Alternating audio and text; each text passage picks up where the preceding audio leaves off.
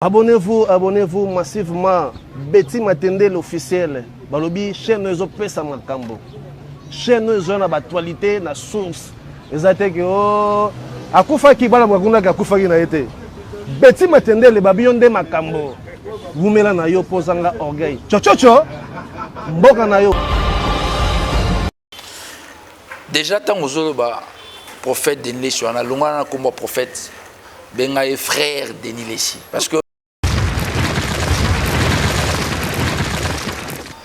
parce que déjà un prophète benga na yebi azali porte-parole ya Nzambe ayaka na TV to bisika azali pour le bamakamwa Nzambe tant prophète okomi atalaku na personne définition prophète ngo ba envoyé de Dieu c'est-à-dire molobeli ya Nzambe botant prophète akomi ko na TV azolobela wera azolobela Ferré azolobela Fali Poupa azolobela JB aza prophète kaka yemoko kutu déjà pe ami longola prophète bino de bobenga ke prophète tangu akoma ko mibenga ma pétage pétage ami longola déjà ayemoko aloba déjà kazalaka prophète te bino de boye bakate pétage lingolo bani engo akumta pété c'est-à-dire mutu moko akomi troublé akomi na ba délire ça sous normalité donc c'est normal qu'il y ait mis bien un pétage album wana est diabolique lorsque vous verrez l'abomination dans le lieu saint sachez que le fils de l'homme est en route donc Engelo Banin Engelo Baké Denis Lessi monsieur Denis Lessi asa même frère comme on appelle asa Dinya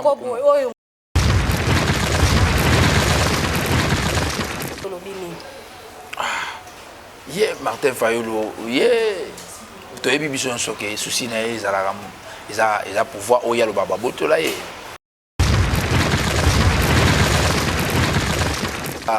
mbanda na ngana zonga considération soke bimai na munoko mutu mususu mais le gole bimé pas mbanda obi mama yo moni oza kitoko mais mbali na ko jelo mbanda moko boyo mo peno tali mbanda ngo peno tali na biobi Nzambe na fingi mwa mwasi ote mais na mitali na kitalatala te osalanga bien même mbanda wana ofingo aofingo zolo baki ya leko na kitoko donc mbanda andimaka mbanda te ata sali ndenge nini mboka ezokende bien ça c'est ya liboso na ye oya zolo baki non que bazo faire souffrir peuple ba professeur bazo futa bango te to ba futa député 21 000 kasi ye moko pas si jara na pas bon si jara te mazora mbongo wana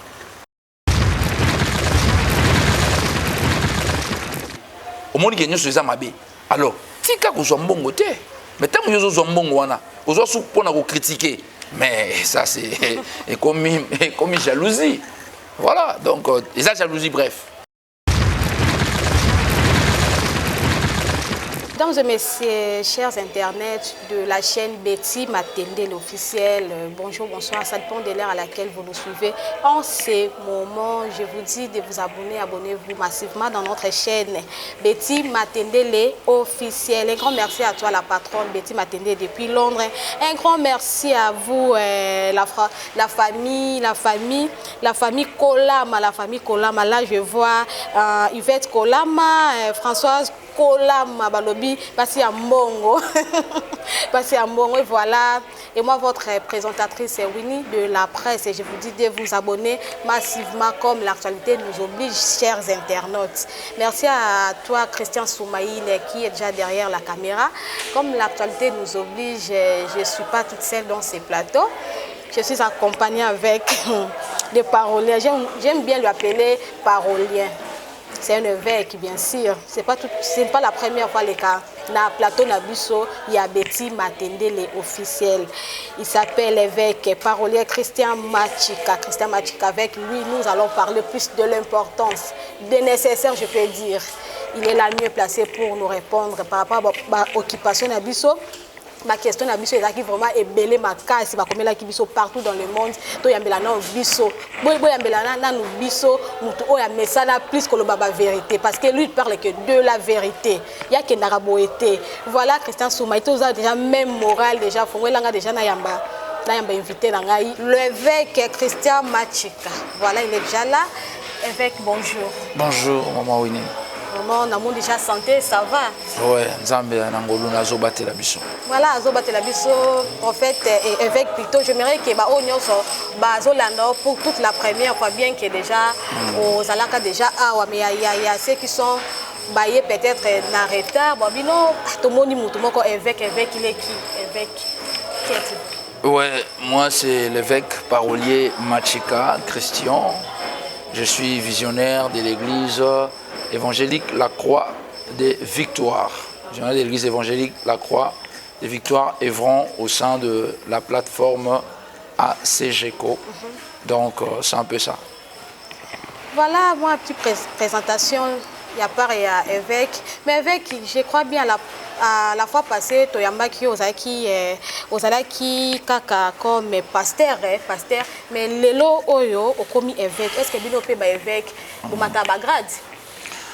Bon, na habité ça dans le grade, mais ils en ont le moko to bisonné to yebaraté. En fait, cause à la évêque, ils a gradité.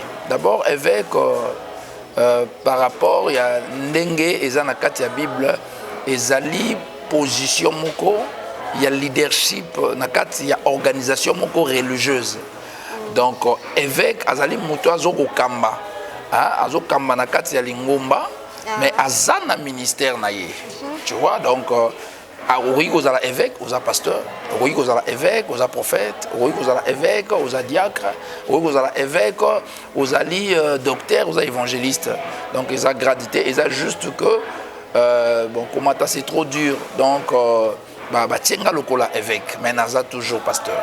Donc je peux dire okoki kozala évêque, ozape prophète. Oh oui, c'est ça. Donc oui, vous avez évêque exerçant ministère na yo. Évêque est un ministère té. Ils allaient juste position moto fonction moko batché par rapport il y a les kamomo que dans l'église au diriger yango.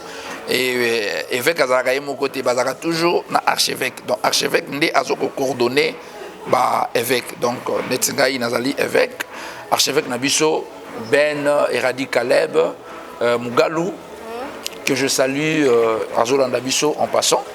Donc voilà, et tu as un corps des évêques. Ok, évêque, tu as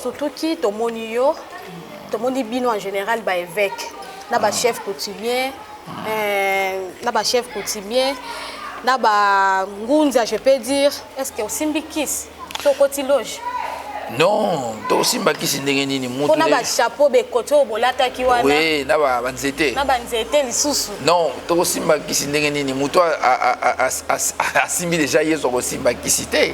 Développé après que on a goûté que le Seigneur est bon. Il est impossible à une telle personne de se détourner de Dieu, d'aller loin de Dieu. Donc une fois que mutu ayoki lengaye sur les amours pas si mutu ana kenoko simba kisi. Donc ils a juste que on était invités parce que c'est là qui to zalawana parce que tout le monde est Congo zo sengalisanga baza bande kona biso ba chef coutumier baza ba congolais lokola biso bangunza ba église mususu wana ba taunda bazali ba congolais donc na cadre que bande kona biso à Congo ba congolais ba invité biso to sepelana bango événement parce que ça qu'il fallait kozongisa masque oyo et utaki pa mindele ba belge bazwaki. Donc masque soukou yango wana na occasion wana ba invita kibiso to sepelana bango événement wana elongo comme étant bande ko na biso ba congolais yango to yaki ko sa elongo na bango. Mais tant que vous avez une invitation wana kotala ba na nzambe mususu babanga ka kopusa na pembe na ba chef coutumier disons que ba chef coutumier bazaka mpe na ba kisi moko boye oh peut-être ba tebele ba kenda ko simba ba kisi ba kem mususu pas chef coutumier moko boye mais kotala bino ba sala nzambe ko sangisa wana ndenge bo sangana ki wana il y a eu quelque chose à part ko célébrer makambo bo kendela ki. Non, déjà un chrétien oyo azobanga ba chef coutumier parce que celui qui est en nous est plus grand que celui qui est dans le monde. Nous sommes la lumière de la terre. Donc, bisonné tous à Paul. Alors, Paul a banga kate. Ce que je suis peli sur le monde, molili ne qui m'a Paul. Comment yo Paul uzo banga molili. Donc, on doit se poser des questions concernant ta foi. Donc, eza nandenga mabete eza kaka to sangana ki pona eloko mususte pona mboka en fait on peut dire to sangana ki pona mboka ko célébrer eloko moko o ezalaki esengo pona ba congolais nyonso ke masque na biso biloko na biso o ekendaki et pas ya ba belge o bazwaki bazongisi yango en tant que congolais fona sepela. Voilà, là je vous rappelle déjà qu'on est avec l'évêque Christian Machika.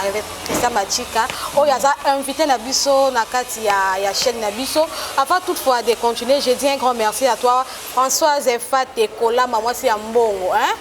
Maman Françoise n'a pas son botte ici Kozali. Yvette Kolama, Yvette Kolama, Yvette Kolama, Béa Kolama, Yoka famille Kolama. Vraiment, Koye Babine Salanga, moi bien ma casse. Et puis à la fin Noël et Kolama, sans oublier Maître Bernard Masueka, Kiabala, Maître Bernard Balobi. Voilà, nous continuons toujours avec Machika. Avec Machika, Toyoka qui. Non, premièrement, aux évêques Nanu Yawapi parce que tu es évêque catholique Bazali, tu es sous évêque ya RC, où il y a Kambamana pasteur Dodo Kambala, Kambala. Kamba. Oui, voilà. Oui, la plateforme est belée, à part où il y a un évêque catholique, évêque ya RC, parce que nous avons biso, parce que congolais. Parce que nous avons biso tozali na groupe il y a ACGECO, confrérie il y a ACGECO, association des églises des éveillés du Congo. C'est-à-dire que Batu Basutuki.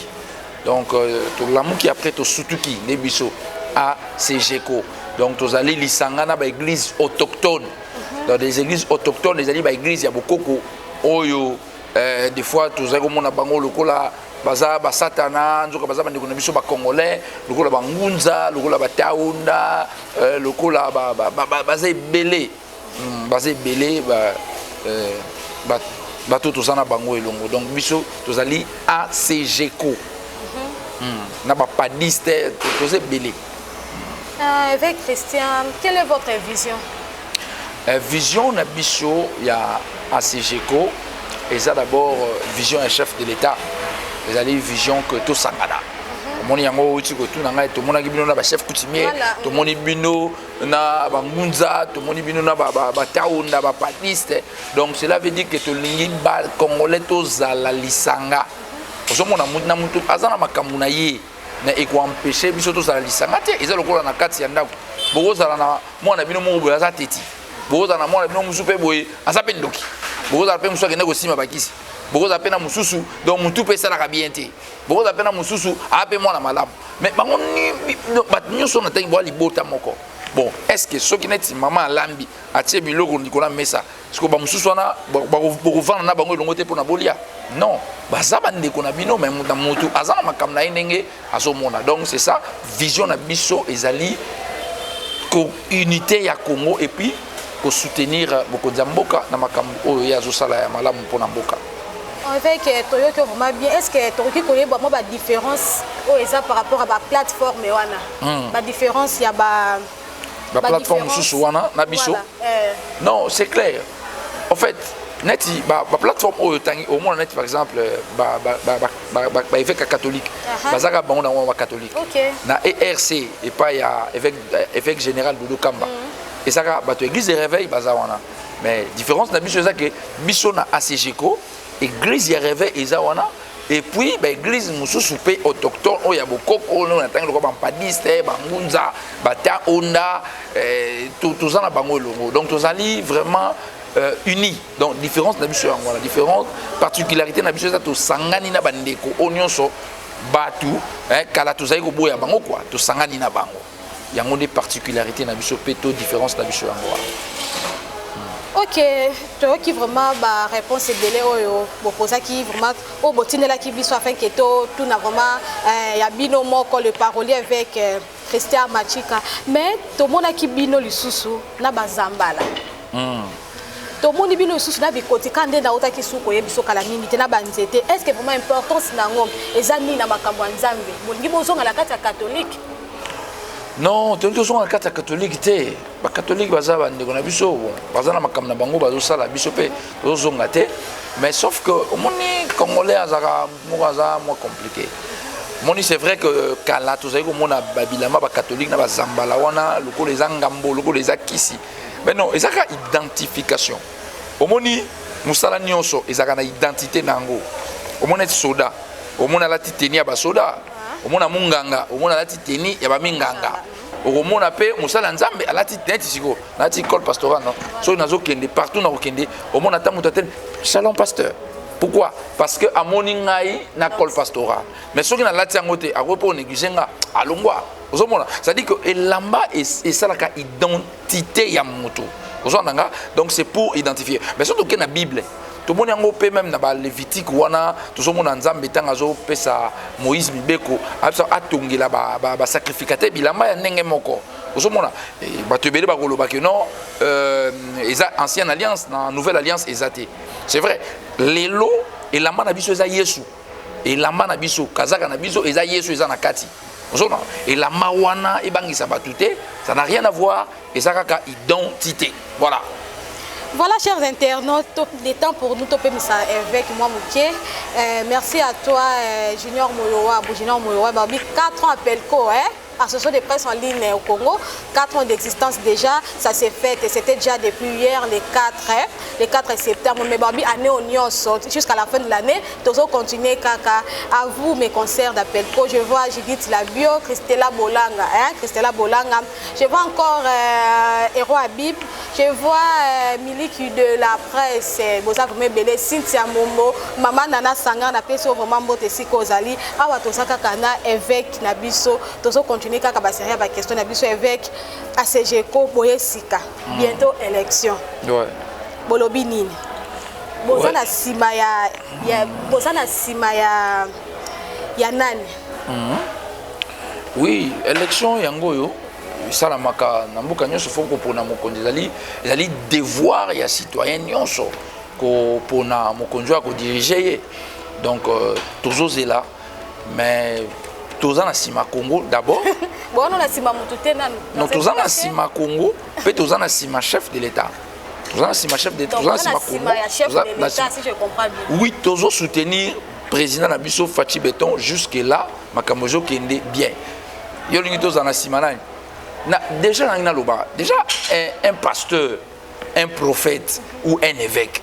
Mais ceux qui ont dit prophète ou pasteur azali pour ça la opposition azali banda ya Bible tout le monde a noté prophète non na kata Bible azala la opposition parce que mutu oyo azana pouvoir wana Nzambe mutache yo ko sala opposition ndenge nini ozala opposition te so olingi te faut que nous sambela parce que tout le monde a rangopé tant que l'élection est comme moi pembe le monde a moi pasteur moko boye prophète moko ba komo kangamana opposant moko boye donc pour dans la biso rangopé to ko tanga ba kombote mais yo pour ko sala po yebi.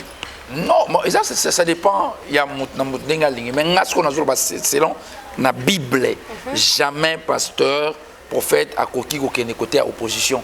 Parce que déjà, la Bible est parce que serviteur de Dieu. Donc, nous sommes des serviteurs de Dieu. Il faut soutenir serviteur de Dieu. Surtout que ceux qui sont serviteur de Dieu. Et les mots, serviteur de Dieu. Yep sanga na pays ni Afrique yo so mona mokonza mboka aye abandi asangisi bato ba pesa mboka pa Nzambe ba sambela po mboka ekole koma ya Nzambe. Donc c'est un serviteur de Dieu. Président Fachi Félix Antoine Tshisekedi c'est un serviteur de Dieu, le cola serviteur de Dieu. Et biso pe ba serviteur de Dieu. Vous en devenir politicien. Oui, un serviteur de Dieu peut devenir politicien. On a vu ça dans la Bible. Et tu parles souvent de David. David était qui? David était un homme politique. Salomon c'était des hommes politiques. On a vu des prophètes aussi dans la cour royale, comme le prophète Nathan, et j'en passe. Il y en avait tellement. Ils ont été, comment dirais-je, dans la chose de l'État. Et il y a quelqu'un qui m'a dit, vous parlez plus de l'ancienne alliance que de la nouvelle alliance. Lorsque vous parlez de la politique, vous êtes plus dans l'ancienne alliance, mais dans la nouvelle alliance. Mais dans la nouvelle alliance, vous voulez que les hommes de Dieu qui étaient dans la nouvelle alliance puisse servir dans la politique, puisse œuvrer dans la politique. Comment? Parce que la différence, c'est quoi? En ces temps-là, Israël était une nation, un peuple indépendant. Voyez-vous? Mais après la déportation, après les colonisations, Israël n'était plus indépendant. Il y a eu des Romains qui ont assiégé Israël. Alors, pour diriger, il fallait être Romain. Alors, les Pierre, les Timothée, tous ces gens-là, les gens, tous les disciples, là, les André, mais c'était des Juifs. Ils ne pouvaient plus diriger à cette époque-là. C'était complètement impossible. Voyez-vous? Alors, si Israël était toujours indépendant, moi je pense qu'on aurait dû voir des serviteurs de la Nouvelle Alliance aussi dans la politique. Donc ce n'est pas un péché. Ce n'est pas un péché, ce n'est pas un péché. Big dédicace à toi, Betty Matendele depuis Londres. Je t'aime beaucoup. Ma maman chérie. En fait, évêque Christian, dernièrement, tu as un plateau Nabiso, on a qui bilan, il y a chef de l'État, et ça qui est vraiment positif. Ouais. Est-ce que la minute, est-ce que c'est toujours positif? Très positif, que tu es comme positif, Makassi. Par rapport? Par rapport à la réalisation, au moins il prend mes admissions au Congo, ils ont ça. Mais ce qu'on connaît, il y a Mbandaka, Équateur, au Fingi, président Mokozamboka, tout le bien à Alomba, Bambo, Mabaka, lapidé. Ok, na Mujima, aéroport, en passant, j'aimerais aussi dire tout autour, il y a chef de l'État.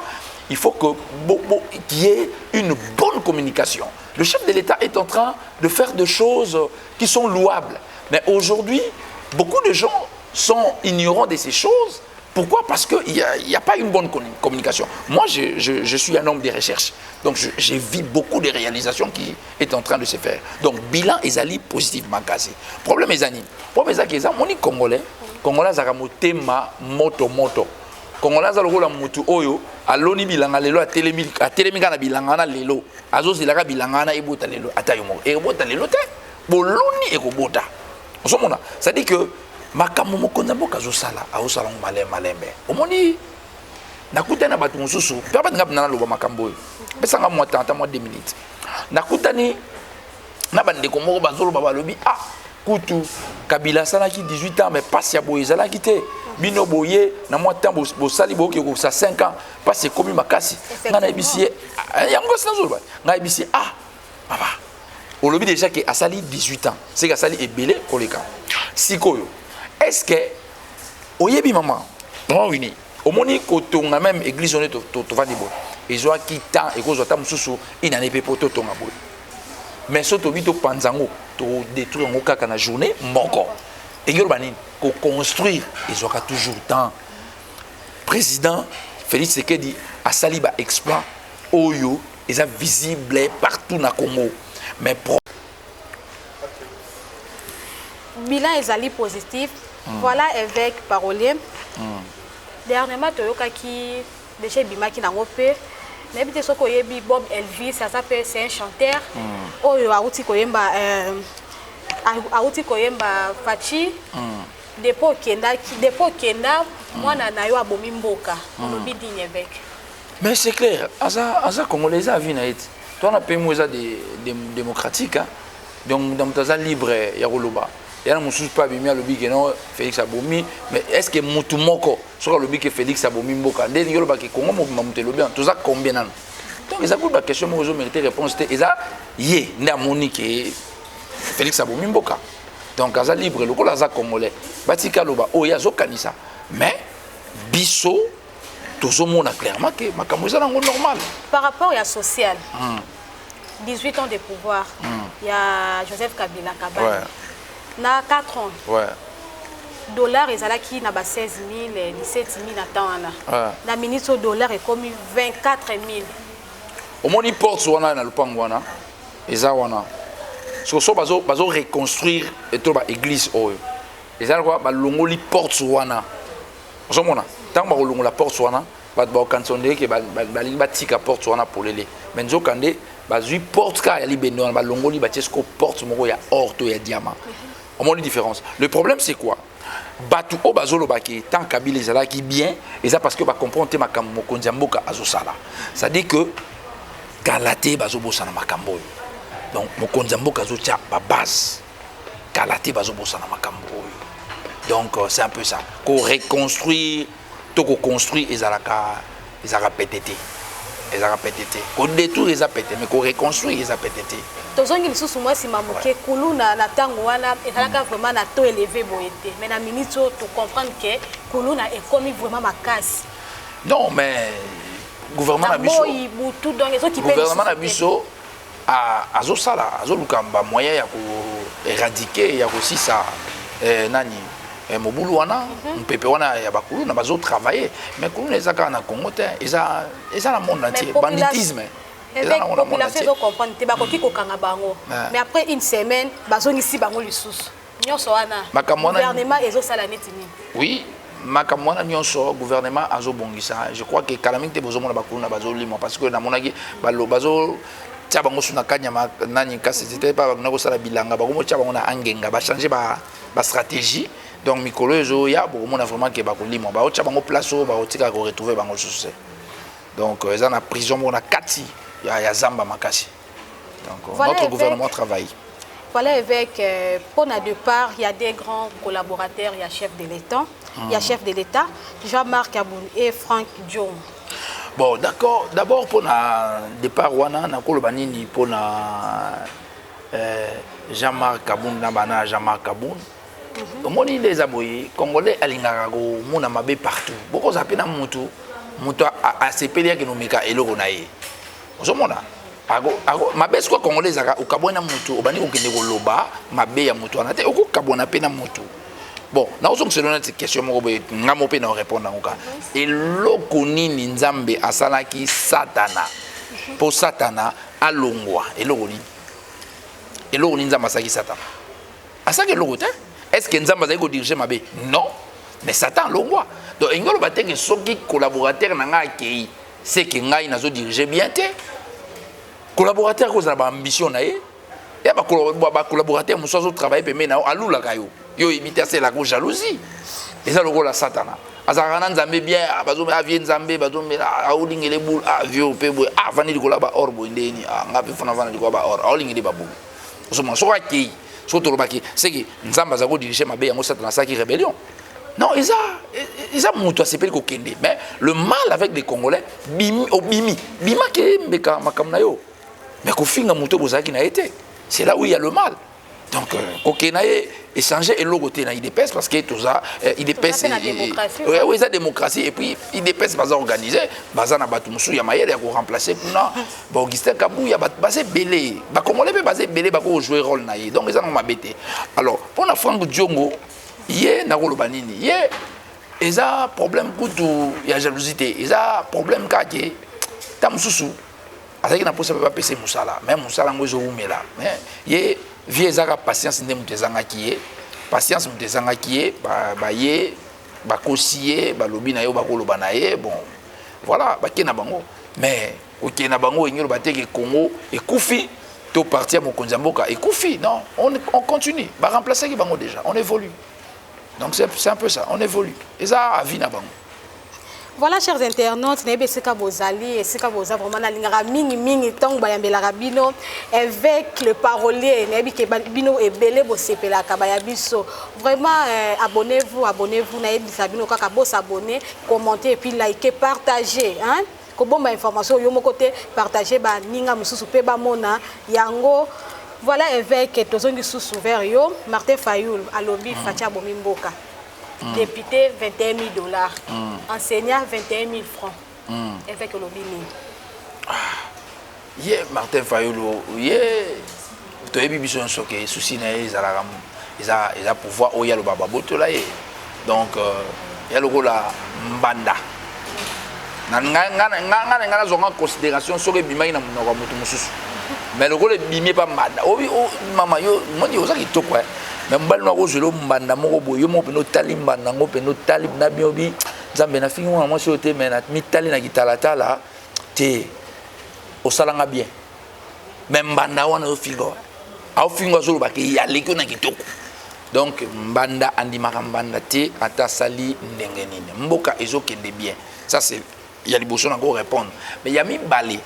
Yé o yazolo baki non que bazo faire souffrir peuple ba professeur, bazo futa bangote, tout ba futa député 21 000. Kasi yé moko pas si jara na pas bon si jara te mazora mbongo wana. Azora mbongo.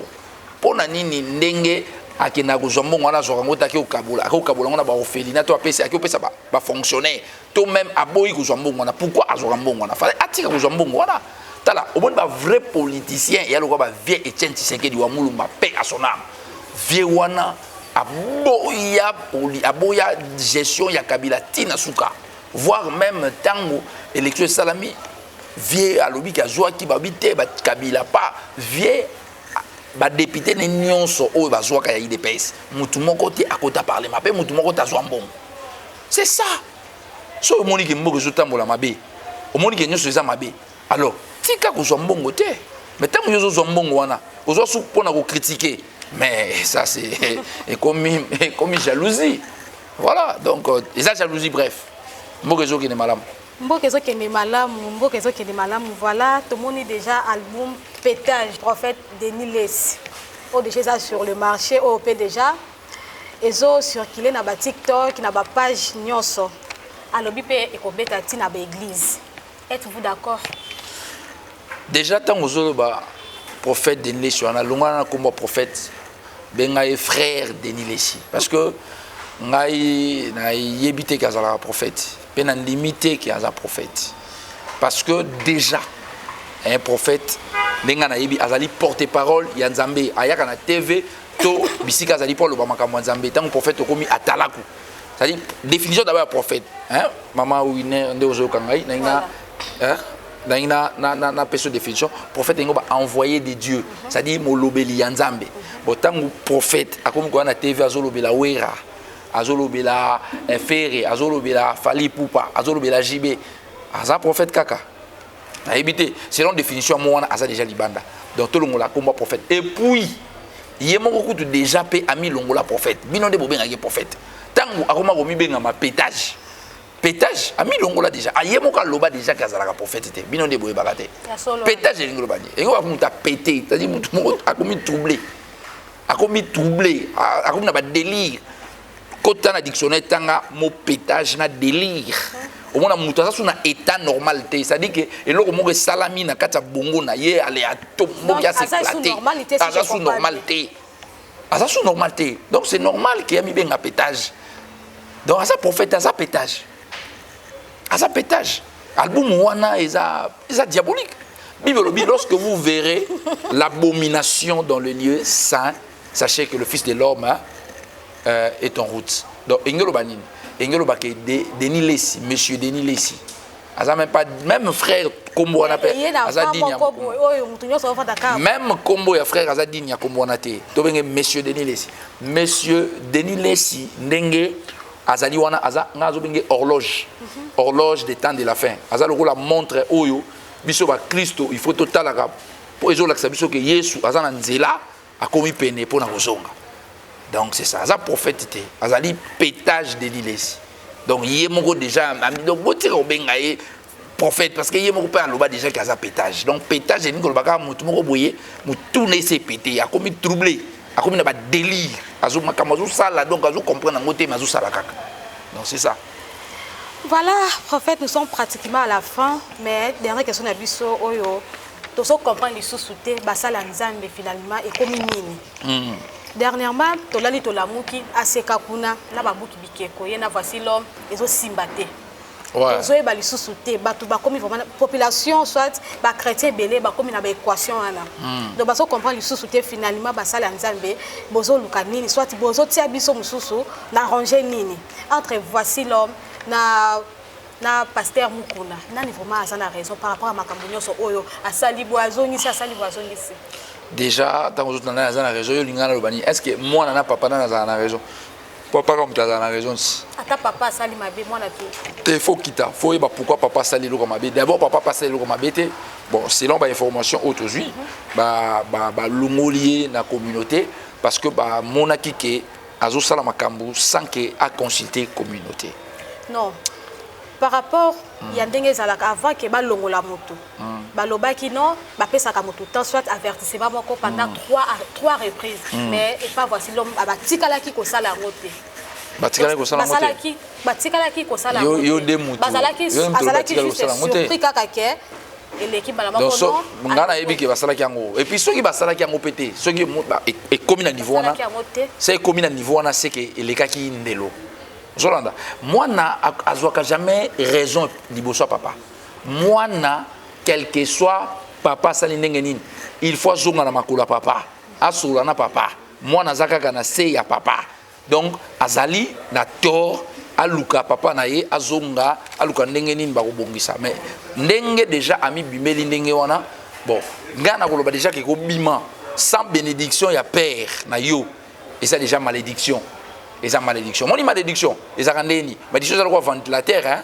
mon ventilateur sur le ngolo na prise au monde les ça net ils na prise bon mon à un moment donné puis et lali ozomona lelo bat baso yemba de bazilo mais ne total qui na espérance d'appareil du peuple plein mais lobby est moins compliqué donc conseil na kopé ça y est le kola ndekone musala nzambe aluka papa na ye et ba solo là ba luka neni ni yakobongisa donc c'est un peu ça.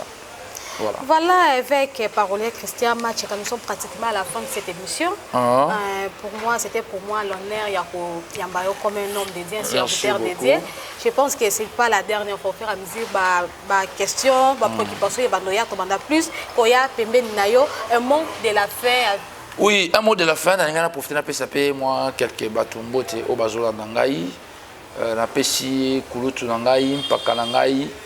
Apôtre Chibin Bangosé, l'apôtre leader, il y a Bandal, l'homme des blocs des pasteurs, Nakulutunangai, apôtre Cyrus Kaninda, et puis na archevêque des archevêques Eradi Ben Kaleb, moi Mobalu Atondangouya, leader il y a Sejeko, Nzambe Azanayo, maman Jeanne Lulema, Joana, Apesio Mbote, et puis Grâce Morera en France.